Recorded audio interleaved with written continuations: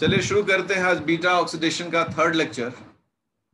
और आज का जो मुद्दा है उस मुद्दे में यह है कि बीटा ऑक्सीडेशन कंप्लीट जब हो, मतलब beta oxidation of fatty acid में तीन टर्म आता है। पहला तो beta oxidation of fatty acid, ठीक है, फैटी एसिड का बीटा ऑक्सीडेशन हो जाए, plus Krebs cycle, plus oxidative oxidative phosphorylation.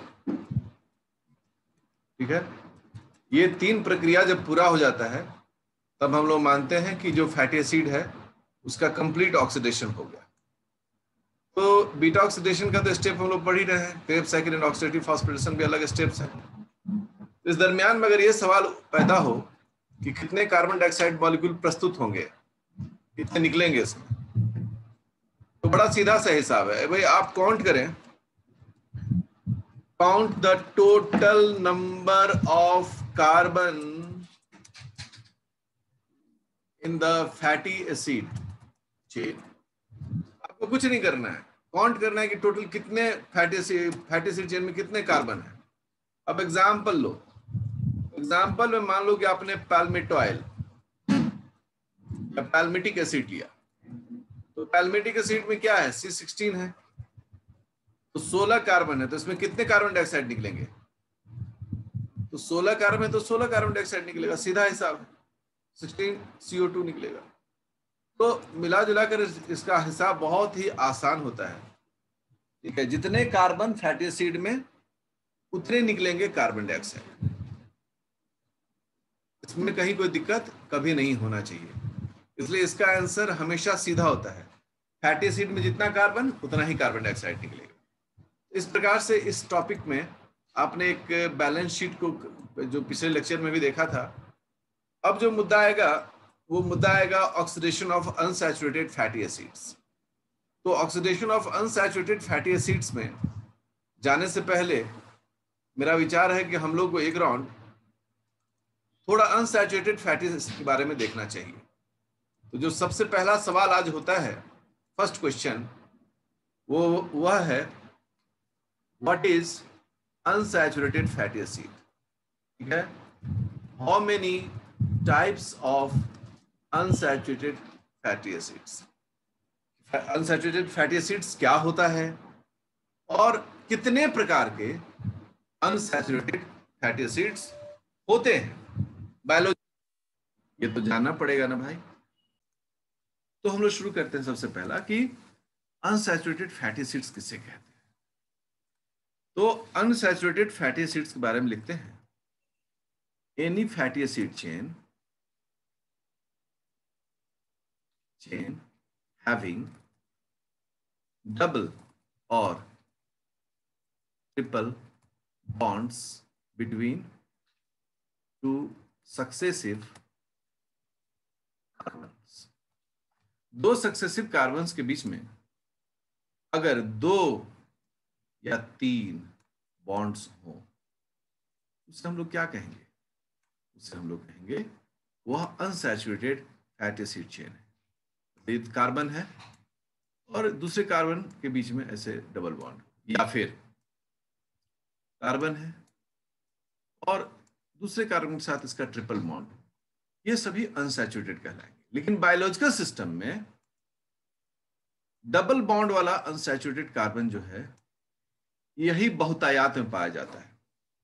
मतलब बायोलॉजिकल सिस्टम में हम लोग प्रोमिनेंट किसको मानते हैं, अगर कुछ एक्सेप्शंस को छोड़ दें, हम लोग मानते हैं कि जो डबल बॉन्ड वाले फैटी एसिड चेन्स होते हैं उन्हें इस ग्रुप में रखा जाता है। तो अनसैचुरेटेड का पहला तो मिल गया एग्जांपल आंसर। दूसरा सवाल है कितने प्रकार के होते हैं ये। तो प्रकार कई हैं इनके, ठीक है ना, मतलब चेन में भी हैं और रिंग में भी हैं, चेन एंड रिंग टाइप्स।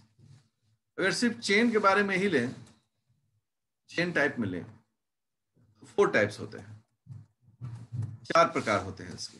पहला क्या होता है, पहला होता है मोनो इथेनॉइड फैटी एसिड। इसका एग्जाम्पल कौन है? तो इसका एग्जाम्पल है ओलेइक एसिड। ओलेइक एसिड का फॉर्मूला क्या होता है? CH3 CH2 का होल 2, नहीं होल 2 नहीं, रुक जाए, CH2 का होल 7 CH double bond CH, CH2 का होल 7 COOH, ये हो गया आपका ओलिक एसिड। अगर ओलिक एसिड का ये फॉर्मूला है तो इसमें टोटल कितने कार्बन है? अगर टोटल कार्बन काउंट करेंगे तो CH3 में एक कार्बन, 7 यहाँ 8 यहाँ, मतलब 9 दूनी 18, ये C18 फैटी एसिड चेन है। C18 मतलब इसमें 18 कार्बन है। इसी प्रकार से और भी टाइप होते हैं इसके, जैसे डाई इथेनॉइड फैटी एसिड, और इसमें जो है वो एग्जाम्पल जो होता है वो एग्जाम्पल बहुत ही पॉपुलर एग्जाम्पल है, ठीक है, लिनोलेइक एसिड। ये भी जो है वो C18 है। थर्ड जो है उसको हम लोग बोलते हैं ट्राई इथेनॉइड फैटी एसिड, और इसमें जो है लिनोलेनिक एसिड है, और इसमें भी 3 कार्बन है, मतलब सॉरी 18 कार्बन है। फोर्थ वन जो है वह है टेट्रा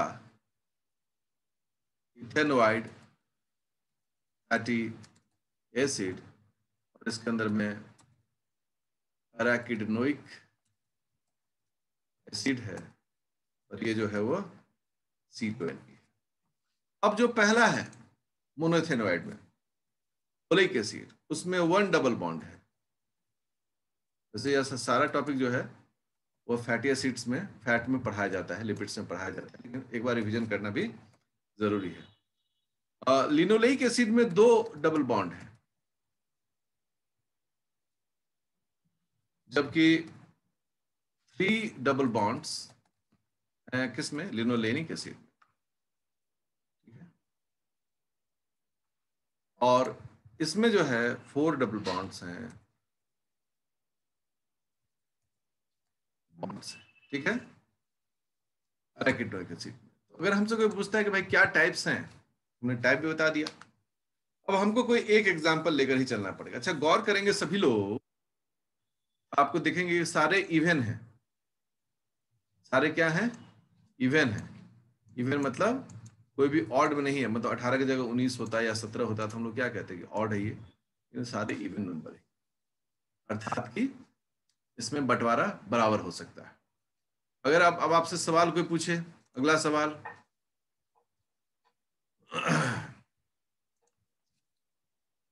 कि how many acetyl coenzyme A can be produced from oleic acid। अगर आपसे कोई सवाल पूछे कितने हो सकते हैं, तो मैंने पहले बताया है equal to total number of carbon by 2। Answer क्या हो जाएगा? इस 9 एसिटाइल कोएंजाइम जो है वो प्रोड्यूस्ड होगा।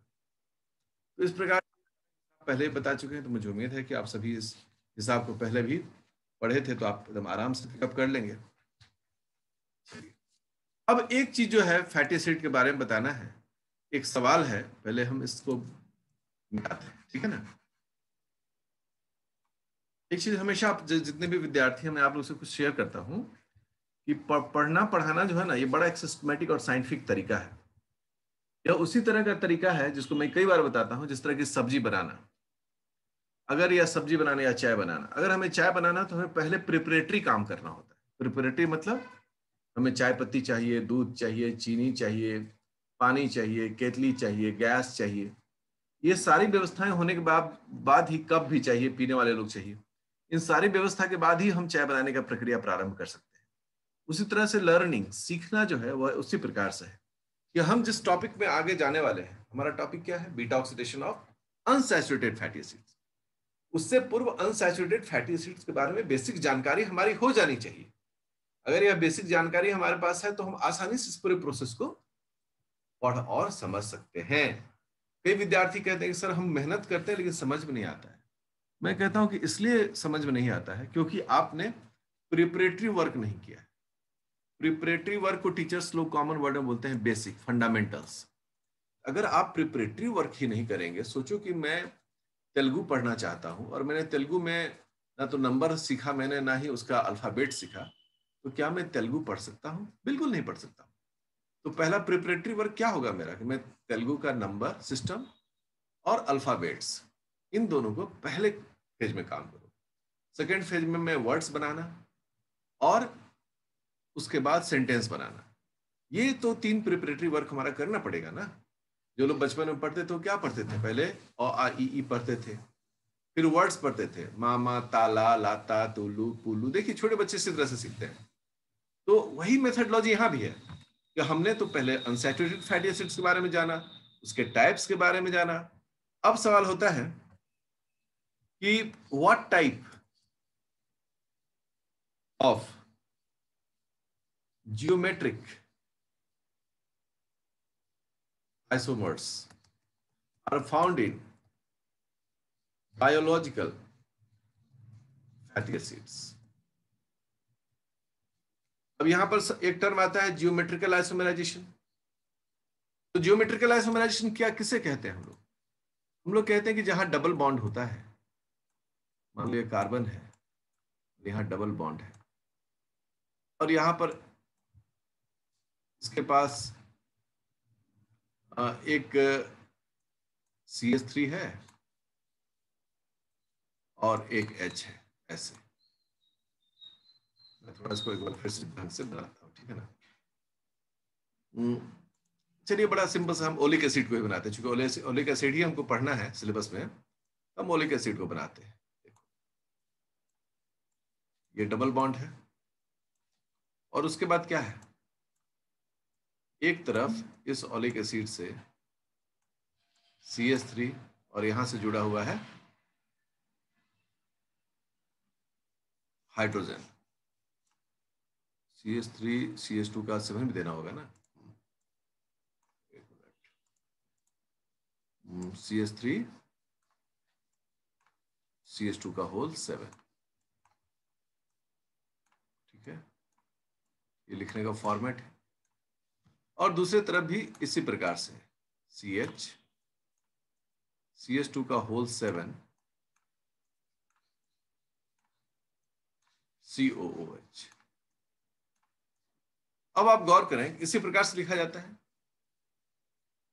अगर ये आप गौर कर रहे हैं तो आप इसमें देखेंगे क्या कि ये हाइड्रोजन और ये हाइड्रोजन एक ही साइड में है। तो इसको हम लोग क्या, किस प्रकार का आइसोमर, किस प्रकार का फॉर्म बोलेंगे? इसको हम लोग कहते हैं सिस ओलिक एसिड, ठीक है। और अगर यही इसी जगह पर ये पलट जाए, ऐसे पलट जाए कि जो ग्रुप है वो उलट गया, मतलब हाइड्रोजन नीचे चला आया और CH2 का होल 7 COOH ऊपर चला आए, तो इसे हम लोग क्या कहेंगे? अब चूंकि ये सिमिलर ग्रुप अपोजिट में आ गया, अब ये कहलाएगा trans oleic acid. Biological system में only cis is preferred, trans is dangerous, ये बहुत खतरनाक है। आजकल आप लोग देखते हैं ना कि चिप्स बनाने वाली कंपनियां, उनको बताना है कि उन्होंने कितना टेम्परेचर में और कितने बार तेल का उपयोग किया है, क्योंकि तेल को अगर बार बार गर्म करेंगे तो उसमें ट्रांस फैटी एसिड कन्वर्ट हो जाएगा और it may damage the cell, cause cancer, lead death of the cell also. तो पुराने जमाने में लोग बोला करते थे कि तेल का उपयोग एक ही बार होना चाहिए। इसीलिए तो बायोलॉजिकल सिस्टम में कौन सा फॉर्म होता है? जियोमेट्रिक फॉर्म, हम लोग कहते हैं सिस फॉर्म होता है। इसका मतलब जितने भी अनसैचुरेटेड फैटी एसिड्स हैं वो सारे सिस फॉर्म में मिलते हैं। तो आंसर तो मिल गया। अब आते हैं मुद्दा पर। अब देखो विद्यार्थी, अब हम लोग ओलिक एसिड को देखने जा रहे हैं। तो ओलिक एसिड में 9 और 10 के बीच में डबल बॉन्ड है। चलिए शुरू करते हैं।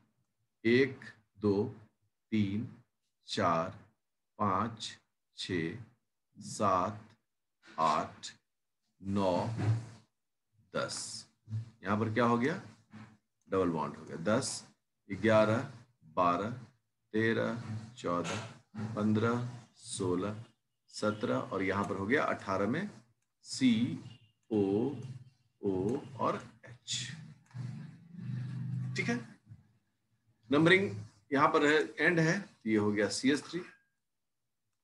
नंबरिंग हमेशा यहां से शुरू करते हैं, तो ये हो गया 1 2 3 4 5 6 7 8 9 10 11 12 13 14 15 16 17 एंड फाइनली 18।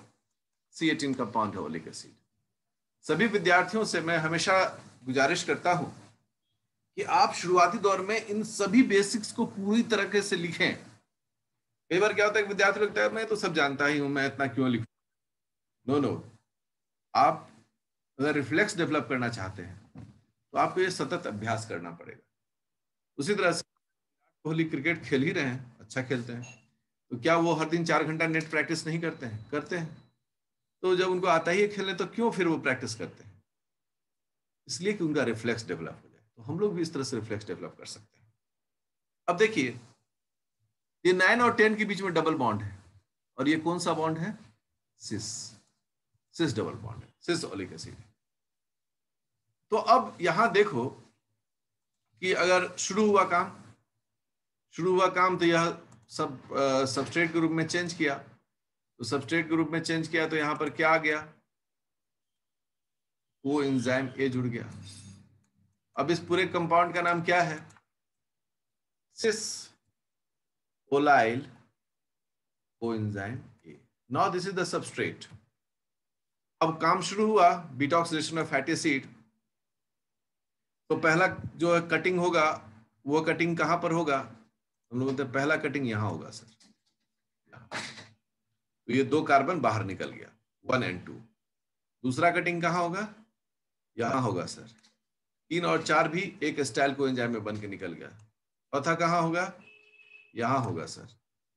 तीसरा कहां होगा? मतलब वो 7 और 6 के बीच में होगा।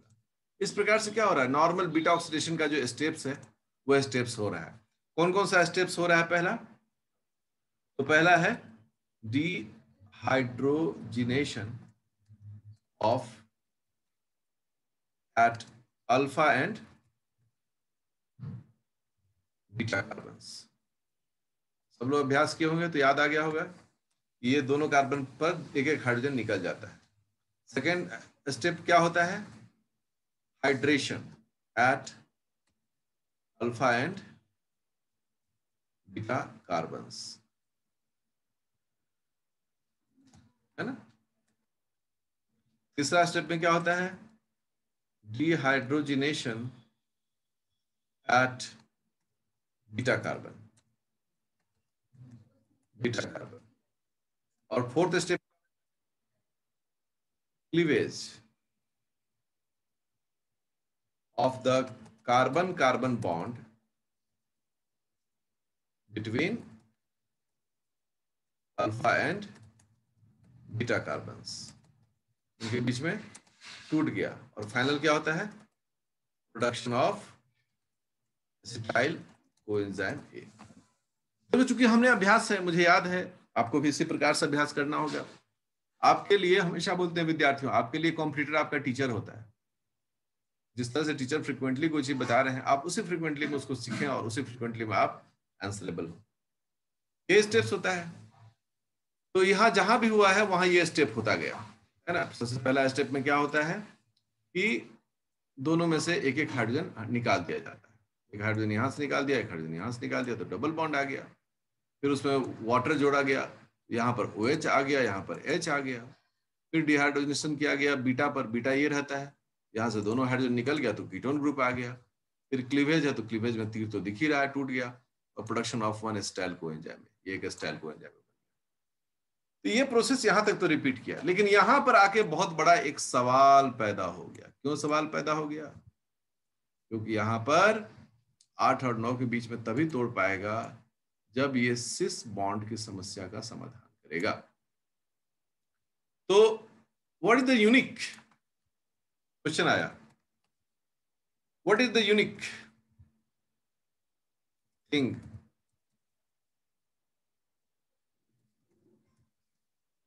about the beta oxidation of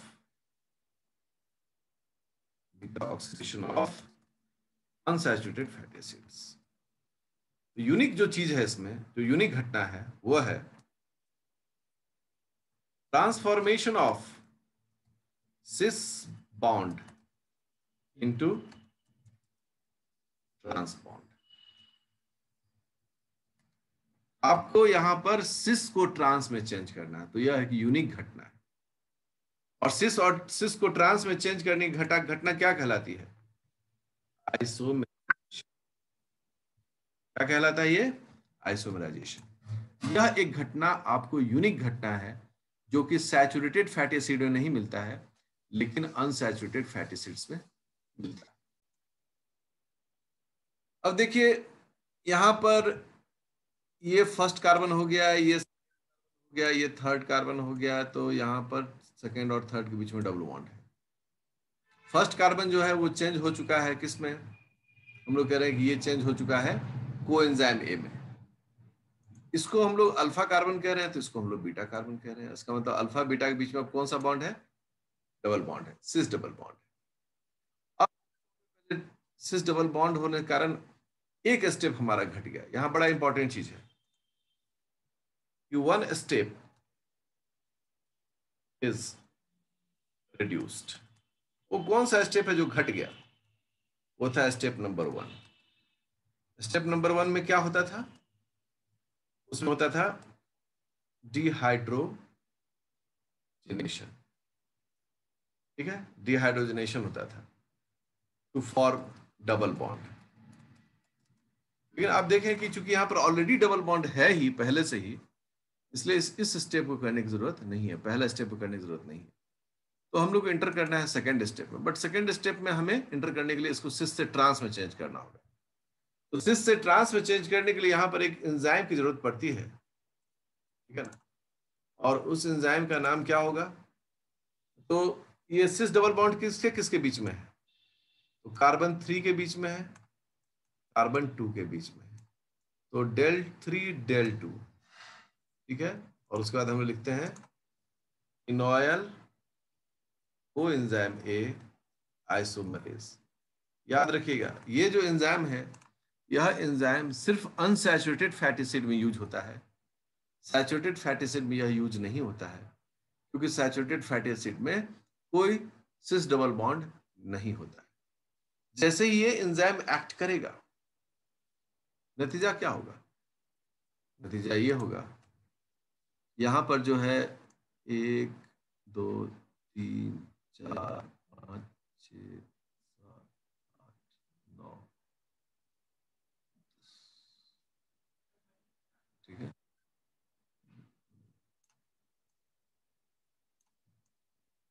यही है, ज्यादा नहीं हो गया जी, ज्यादा हो गया, देखो देखो तो ज्यादा हो गया, ठीक है ना? ये नहीं होगा, ये यहाँ नहीं होगा, ठीक है ना? मतलब कोएंजाइम में जो है वो यहीं पर होगा, यही कार्बन जो है वो कोएंजाइम में, ठीक है। ये हो गया अल्फा कार्बन और ये हो गया बीटा कार्बन। और अब इसके बीच में देखिए क्या हो गया? Double bond. अब ये डबल बॉन्ड कैसा था? अभी सिस फॉर्म में था, अब ये डबल बॉन्ड किस फॉर्म आ गया? ये डबल बॉन्ड अब ट्रांसफॉर्म आ गया। अब ट्रांसफॉर्म आने के बाद क्या हो गया? ये फिर से ऑर्डर में आ गया। और अब यहां पर स्टेप कौन सा होगा? अब स्टेप होगा हाइड्रेशन। हाइड्रेशन से क्या होगा? कि बीटा पर OH चला आएगा, करेक्ट, और ये डबल बॉन्ड हट जाएगा। अब ये जितने लोगों ने अभ्यास किया है वो फटाक से इस स्टेप को पहचान गए। तो आपको याद जो स्पेसिफिकली रखना है वह यह रखना है कि जो beta oxidation of unsaturated fatty acid होता है उसमें एक यूनिक घटना होती है, और वो होता है कि सिस डबल बॉन्ड को ट्रांस डबल बॉन्ड में by the help of del 3 del 2 enoyl coenzyme isomerase use किया जाता है। बाकी सारे स्टेप्स जो होते हैं वो एज यूजुअल सैचुरेटेड वाले फॉलो किए जाते हैं। चलिए फिर से पहला सवाल हम ले रहे हैं, where does the substrate of beta oxidation of fatty acid found, कहां मिलता है? तो सबस्ट्रेट होता है एसाइल कोएंजाइम ए, और यह साइटोप्लाज्म में मिलता है। इसका मतलब है इसका सिंथेसिस भी साइटोप्लाज्म में होगा। अब अगला सवाल है, where does the beta oxidation of fatty acid takes place? तो आंसर होता है in matrix of mitochondria, mitochondria के अंदर में, ठीक है। यदि माइटोकॉन्ड्रिया के अंदर में है तो तीसरा सवाल पैदा होगा, how does the acyl coenzyme A, acyl coenzyme A is transported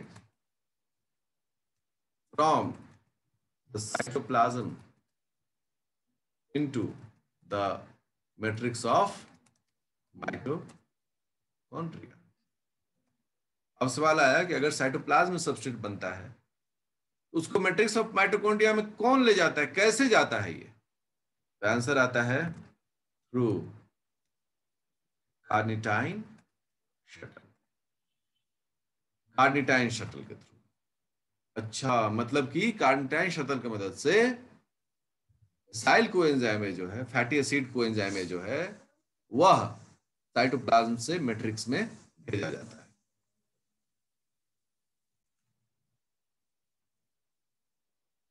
है। फिर से, जो एसाइल कोएंजाइम ए है वह एसाइल कोएंजाइम ए कहां बनता है? साइटोप्लाज्म में। साइटोप्लाज्म में बनने के बाद इसको कहां ले जाना है? मैट्रिक्स ऑफ माइटोकॉन्ड्रिया में इसको लेके जाना है, मतलब इसको यहां से यहां ले जाना है। यहां से अगर इसको यहां ले जाना है तो डायरेक्ट तो जा नहीं सकता है, तो आउटर मेम्ब्रेन में एक कंपाउंड होता है, इसका नाम होता है कार्निटाइन। यह कंपाउंड जो है वह इस एसाइल कोएंजाइम से कोएंजाइम ए को बाहर निकाल दिया, और बाकी जो फैटी एसिड का चेन है उसको ये अपने साथ पिकअप करके आउटर मेम्ब्रेन से अंदर की ओर घुसता है। उसको आउटर मेम्ब्रेन में पास के लिए कार्निटाइन एसाइल ट्रांसफरेज 1 की जरूरत पड़ती है, उसके थ्रू ये अंदर इंटर करता है, और इंटर करने के बाद ये इनर मेम्ब्रेन ऑफ माइटोकॉन्ड्रिया से अंदर होते हुए पहुंच जाता है कहां पर? मैट्रिक्स ऑफ माइटोकॉन्ड्रिया में। तो इनर मेम्ब्रेन में इसको एक ट्रांसपोर्टर की जरूरत पड़ती है, इसका नाम होता है कार्निटाइन ट्रांसपोर्टर। अंदर जाने के बाद इससे वापस जो फैटी एसिड का कार्बन चेन है वो टूटकर बाहर निकलता है, और उसको कोएंजाइम ए जुड़ जाता है, तो वापस बन गया एसाइल कोएंजाइम ए।